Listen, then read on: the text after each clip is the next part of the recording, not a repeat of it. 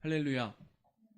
하나님의 부르심에 순종함으로 하나님께 크게 쓰임받는 우리 모두가 되기를 간절히 소망합니다. 우리 옆에 계신 성도님들과 우리 인사 한번 나누겠습니다. 예수님을 따라 살아갑시다. 예수님을 따라 살아갑시다. 예수님을 따라 살아갑시다. 우리가요, 예수님을 믿는 자들로 그리스도인으로서 이 땅에서 살아간다는 것, 그리고 예수님의 말씀을 따르고 또한 그 말씀을 지키며 살아간다라고 하는 것은 끊임없는 선택과 도전 속에서 살아야 한다는 것을 의미합니다. 우리는 다른 누구보다, 믿지 않는 다른 누구보다 매일의 삶 속에서 또한 매 순간에 다가오는 그 시간의 흐름 앞에서 세상의 선택과는 다른 그리스도인으로서의 그러한 선택의 기로에 서 있습니다. 오늘 우리가 함께 읽은 이 누가복음의 말씀에서는 예수님의 부르심 앞에 선택의 기로에 선 사람들의 이야기가 나타나고 있습니다. 오늘 말씀은 참 우리가 자주 읽고 듣고 보았던 예수님께서 제자들을 부르시는 그러한 장면에 대한 이야기입니다. 그런데 오늘의 이 이야기는 누가복음에서만 기록하고 있는 것이 아니라 다른 복음서인 마태복음과 또 마가복음을 통해서도 증거되고 있는 그런 이야기입니다. 그런데 오늘 본문인 이 누가복음에는 다른 복음서에서는 기록하고 있지 않은 조금 다른 내용 두 가지가 있음을 보게 됩니다. 첫 번째는 누가복음에는 예수님께서 사람들 앞에서 말씀을 전하시는 그러한 장면이 누가복음 5장 1절과 3절을 통해서 증거되고 있다는 것입니다. 오늘 시작하는 본문 누가복음 5장 1절로 3절까지의 말씀 우리가 다시 한번 읽어보기 원합니다. 함께 읽습니다. 무리가 몰려와서 하나님의 말씀을 들을새 예수는 게네사렛 호숫가에 서서 호숫가에 배 두 척이 있는 것을 보시니 어부들은 배에서 나와서 그물을 씻는지라. 예수께서 한 배에 오르시고 그 배는 시몬의 배라. 육지에서 조금 떼기를 청하시고 앉으사 배에서 무리를 가르치시더니. 아멘. 당시 예수님이 계신 곳에는 사람들이 몰려들었습니다. 예수님의 이야기를 듣고 또 예수님의 그 가르침을 받기 위해서 또한 병을 고치고 귀신을 쫓아내기를 그러한 마음을 바라는 마음으로 수많은 사람들이 예수님의 가시는 그곳을 따라왔고 또 몰려들었습니다.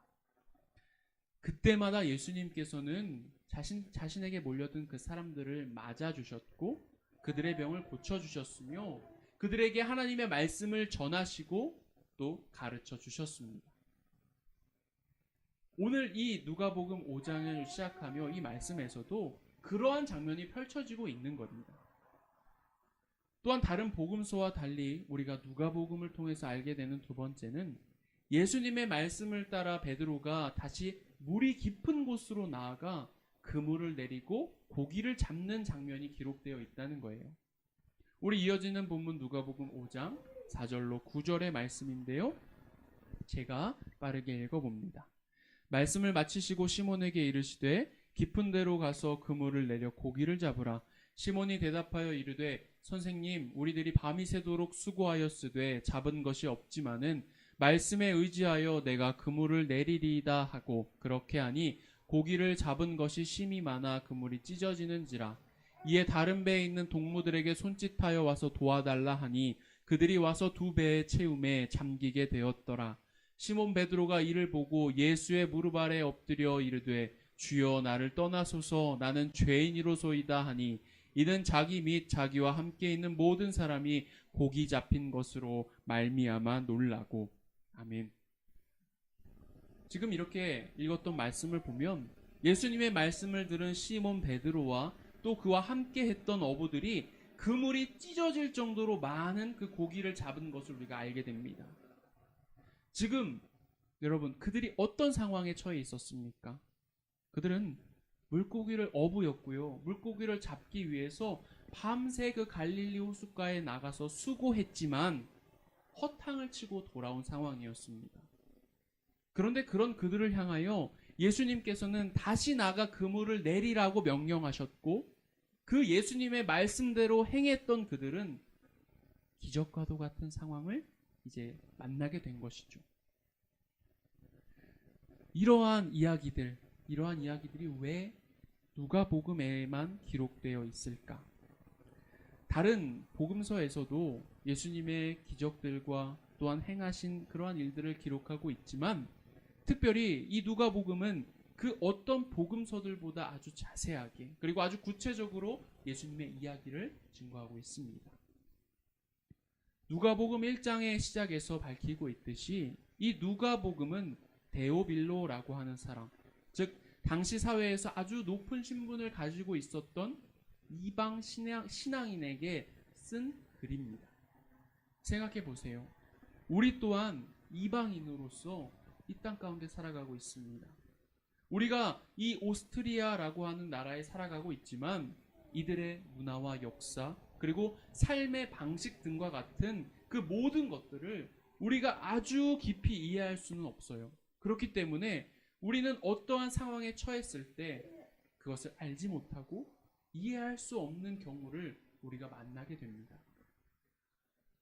마찬가지로 이 누가복음의 저자는 이 복음서를 읽게 될 이방인, 이 데오빌로라고 하는 사람에게 왜 예수님께서 이러한 일들을 하셨으며 왜 이러한 말들을 전하셨고 당시 예수님께서 사역하셨던 그 지역의 상황들이 어때했는지 그래서 자세하게 기록하고 있는 것입니다.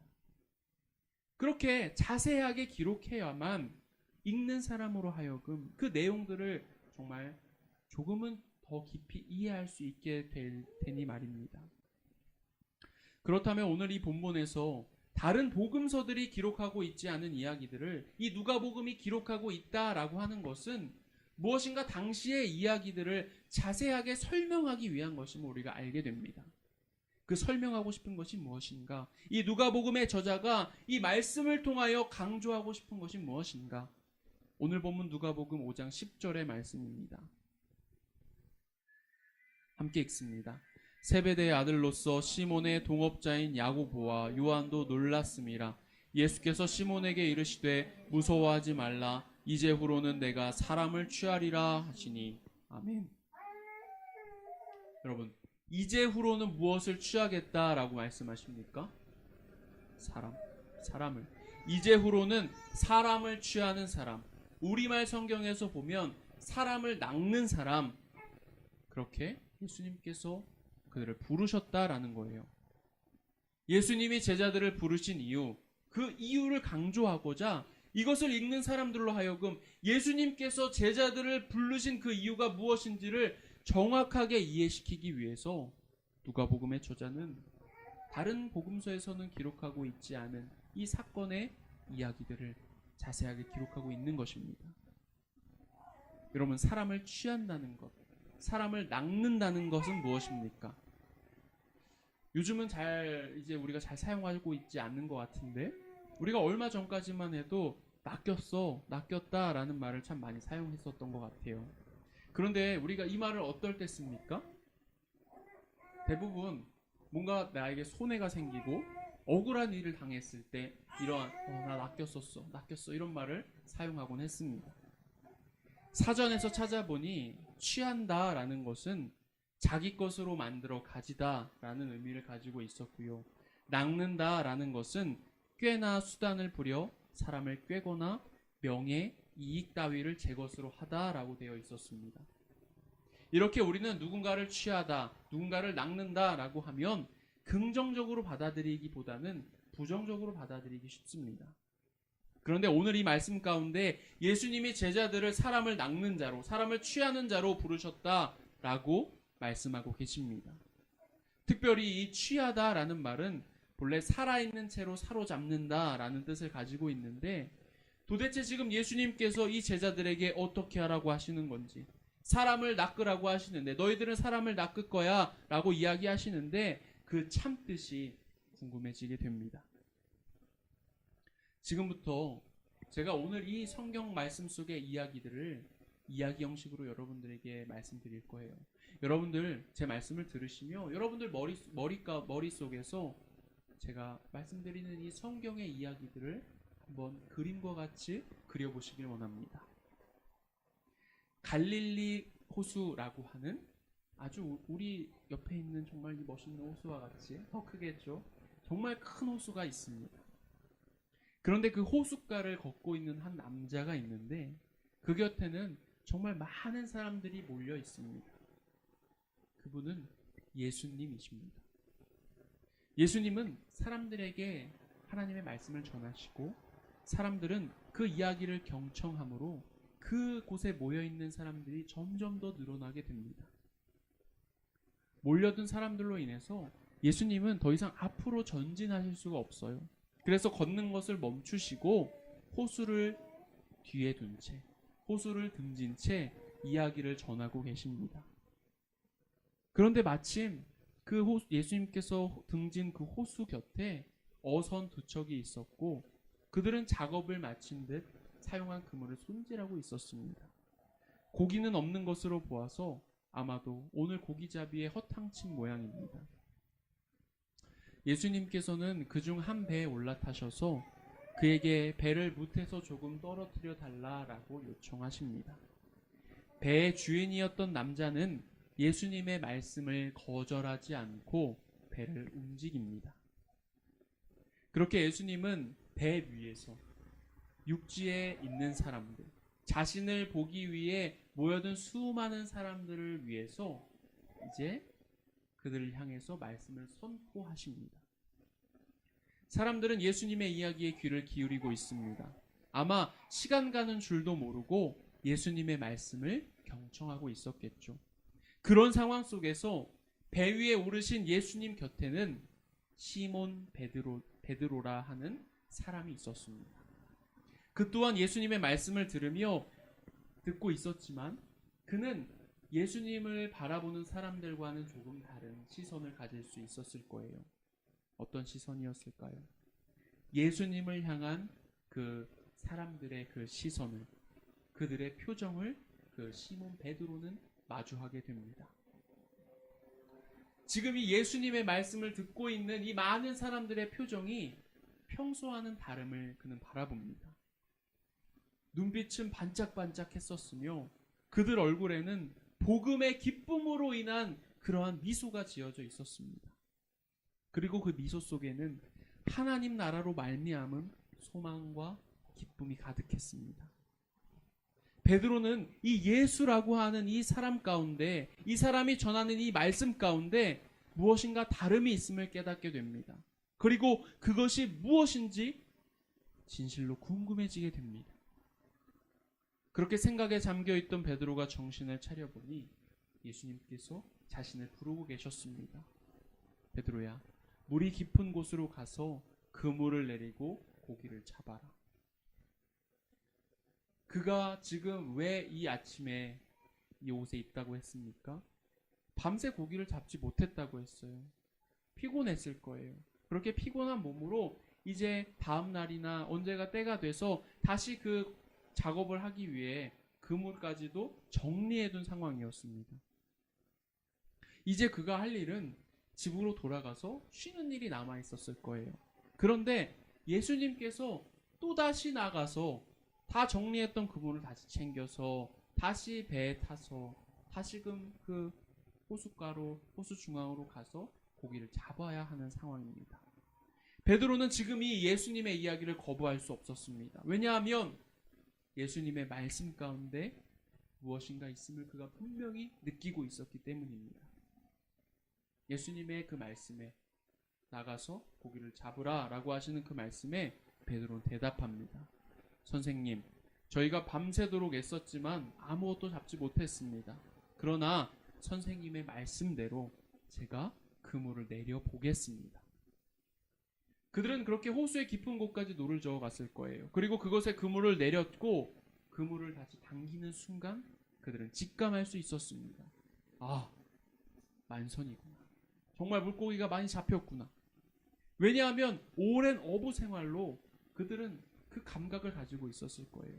그 수많은 물고기들의 움직임이 그들 손에 느껴졌기 때문입니다. 그리고 그 순간 시몬 베드로는 깨닫게 됩니다.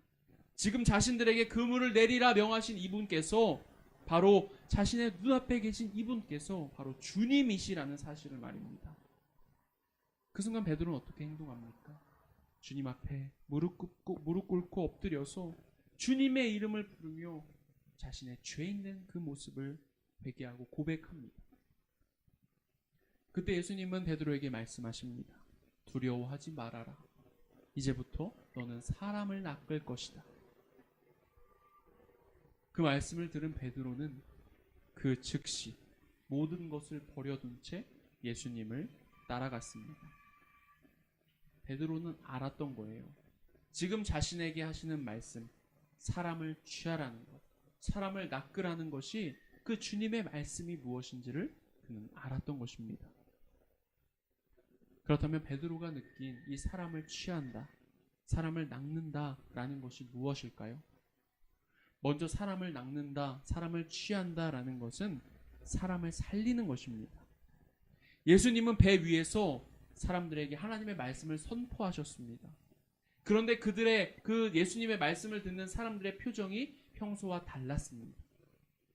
예수님의 말씀을 듣는 그들의 심령이 살아나는 것을 베드로는 바라보았습니다. 당시에 보통의 이제 랍비들은요, 율법으로 사람들을 판단하고 정죄했습니다. 그렇기 때문에 당시에 많은 사람들은 기쁨과 소망으로 다가와야 할 하나님의 그 말씀이 부담으로 다가왔습니다. 하지만 예수님께서 지금 전하시는 하나님의 말씀은 사람들에게 기쁨이 되었고 위로가 되었습니다. 그리고 사람들로 하여금 그런 기쁨과 위로가 되시는 하나님을 찬양해야 할 분명한 이유를 깨닫게 하셨습니다. 즉 예수님은 말씀으로 사람들을 살리고 계셨던 것입니다. 요한복음 8장에는 간음했던 한 여인의 이야기가 등장합니다. 그녀는 간음하다 붙잡혀서 예수님 앞으로 끌려온 상황이었습니다. 사람들은 예수님이 이 여인을 향해 여인의 그 간음한 그 일에 대해서 어떻게 반응하시는지 보고자 예수님을 향하여 질문합니다. 예수님, 율법에는 저런 간음하는 죄를 저지른 사람을 돌로 쳐서 죽이라 라고 이야기하시는데 당신은 어떻게 하시겠습니까? 질문합니다. 그때 예수님께서 말씀하십니다. 너희 중에 죄 없는 자가 먼저 돌로 치라. 예수님의 그 말씀에 그곳에 몰려있던 사람들은 자신들 또한 완전히 죄로부터 자유한 사람이 없었기에 양심의 가책을 느껴 그 자리를 떠나게 되었고 그 자리에는 오직 그 간음한 여인과 예수님만이 남아있게 됩니다. 하나님께서 모세에게 십계명을 내려주시며 분명 간음하지 말라라고 이야기하셨습니다. 그렇기 때문에 그 여인은 죄인이었고 분명 율법에 따라 처벌받아야 마땅한 그런 사람이었습니다. 하지만 그런 여인에게, 죄인된 그 여인에게 예수님은 말씀하십니다. 나도 너를 정죄하지 아니하노니 가서 다시는 죄를 범하지 말라라고 이야기하십니다. 예수님의 그 말씀, 그 용서의 말씀을 들은 그 여인의 마음이 어땠을까요? 그 말씀을 들은 그 여인은 그 이후로 어떻게 살아갔을까요? 예수님의 그 말씀을 들은 여인은 분명 자신의 지난 그 죄를 회개하고 또 용서받기를 구했을 것입니다. 자신의 죄를 깨달았을 거예요. 예수님의 말씀으로 인하여 그녀는 지난 자신의 삶을 진정으로 회개했습니다. 그녀가 살아나게 된 것이죠. 이와 마찬가지로 예수 그리스도의 말씀을 품고 사람을 취하는 것, 사람을 낚는다는 것은 한 사람을 살리기 위한 것임을 우리가 반드시 기억해야 할 것입니다. 예수님께서 베드로를 향하여 사람을 취하라 하신 것을 통해 알게 되는 또 하나는 사람을 취하는 것은, 사람을 낚는다는 것은 지금껏 한 적이 없는, 지금껏 해본 적이 없는 일이라는 것입니다. 베드로와 안드레, 야고보와 요한은 평생을 갈릴리 호수에서 고기를 잡던 어부였습니다.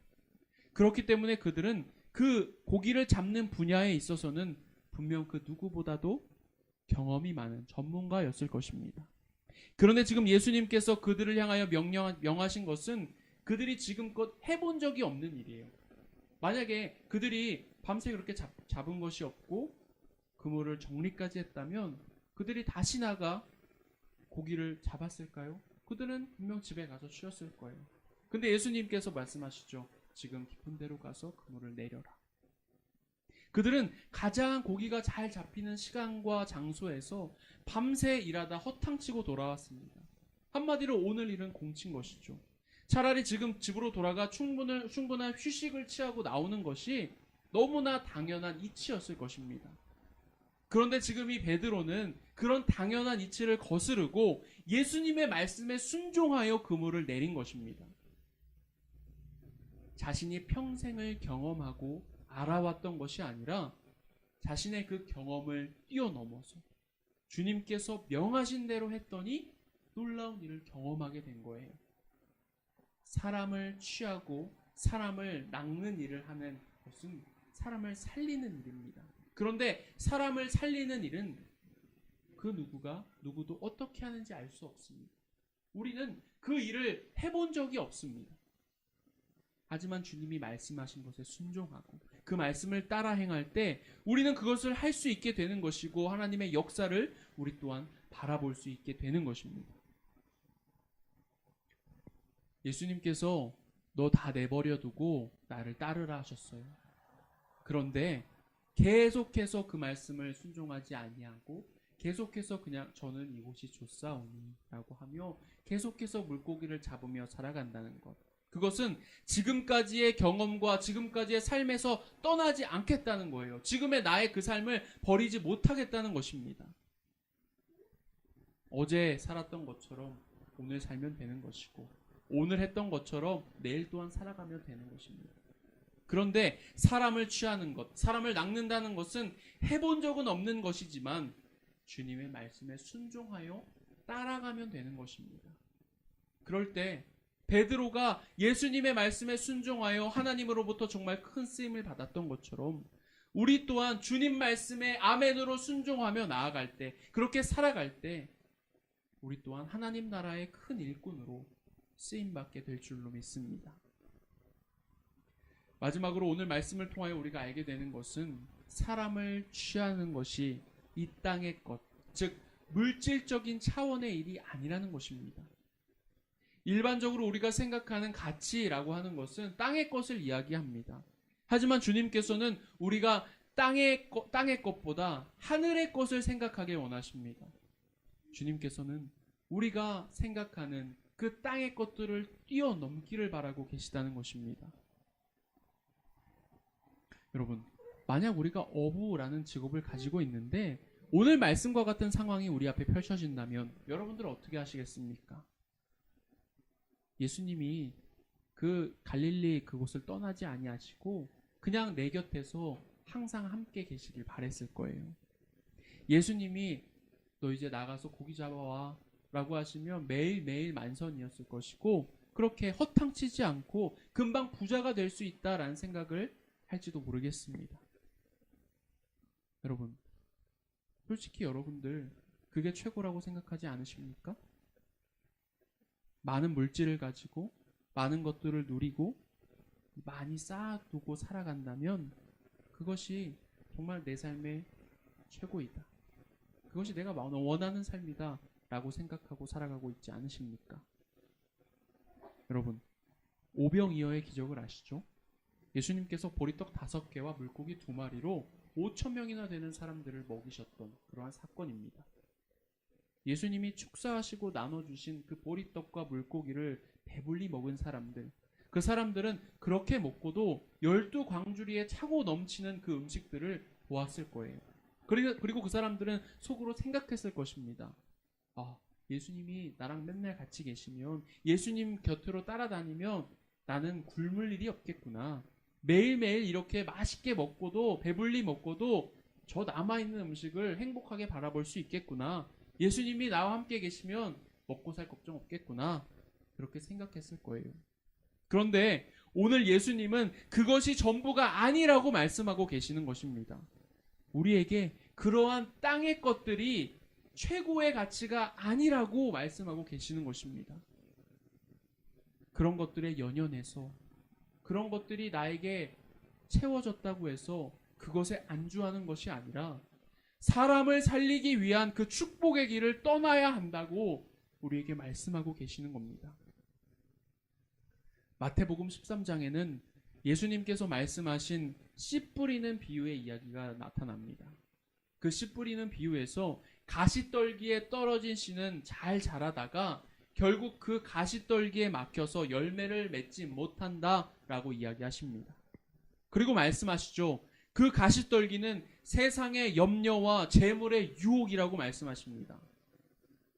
세상의 유혹과 세상의 염려와 재물의 유혹에 우리가 갇혀 살아간다면 우리는 열매 맺는 자가 될 수 없습니다. 우리는 그 세상의 염려와 재물이라고 하는 그 가시떨기 사이 가운데에서도 하나님을 바라보며 그 하나님을 향하여 자라날 수 있어야 합니다.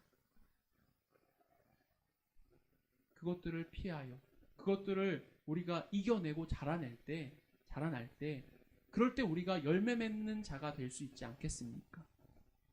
예수님이 오늘 제자들을 부르신 것은 그들에게 더 좋은 것, 더 좋은 재물을 주시기 위함이 아니었습니다. 그러한 세상의 것들보다 사람을 낚는 일, 사람을 살리는 일이 더욱 값지고 중요하기에 그것을 너희들이 나와 함께 하지 않겠냐고, 너희들이 나를 따르지 않겠냐고 예수님께서 제자들을 부르신 것입니다. 그들은 예수님의 부름에 이렇게 반응합니다. 오늘 본문 마지막 누가복음 5장 11절의 말씀입니다. 함께 읽습니다. 그들이 배들을 육지에 대고 모든 것을 버려두고 예수를 따르니라. 아멘. 예수님의 반응에 베드로가 어떤 반응을 보이고 있습니까? 모든 것을 버려두고 예수를 따르니라. 모든 것을 버려두고 예수님을 따랐다라고 성경은 기록하고 있습니다. 많은 사람들이 분명 예수님의 가르침을 받았고 또 행하신 기적을 바라봤을 거예요. 하지만 그 모든 사람들이 예수님을 나의 구주로 고백하고 예수를 따르는 제자가 된 것은 아니었습니다. 그러나 오늘 말씀의 이 제자들은, 이 사람들은 복음의 그 기쁨 앞에, 하나님 나라의 사역 앞에 모든 것을 버려두고 예수님을 따르는 그러한 결단을, 그러한 선택을 한 것입니다. 그들은 세상과 하나님 사이에서 하나님을 택한 사람들이었던 것입니다. 사랑하는 성도 여러분, 여러분은 하나님 앞에서, 하나님의 그 복음 앞에서 어떠한 선택을 하시겠습니까? 여러분은 복음의 구경꾼으로 살아가시겠습니까? 아니면 복음의 동역자로 살아가시겠습니까? 우리 모두가 복음의 동역자로 사람을 살리고 세상을 살리는 그런 하나님의 제자가, 그리스도인들이 되기를 간절히 원합니다. 오늘도 주님께서는 우리에게 말씀하십니다. 두려워하지 마라. 그리고 나를 따르라 말씀하십니다. 주님께서는 우리를 제자로 부르고 계십니다. 사랑하는 성도 여러분, 우리 삶에 비전들이 있을 거예요. 우리 삶에 꿈이 있을 것입니다. 우리 삶의 비전과 그 꿈이 하나님의 비전과 하나님의 그 꿈에 우리의 꿈이 맞닿아 있기를 간절히 소망합니다. 부디 주님의 말씀과 뜻을 따라 사람을 살리고 사람을 구원하는 그 일에 우리 모두가 동참함으로, 동역함으로 하나님의 놀라우신 역사하심 앞에 쓰임받게 되기를 간절히 소망합니다. 그러한 삶을 우리 모두가 살아갈 수 있기를 간절히 기도하고 소망합니다. 아멘.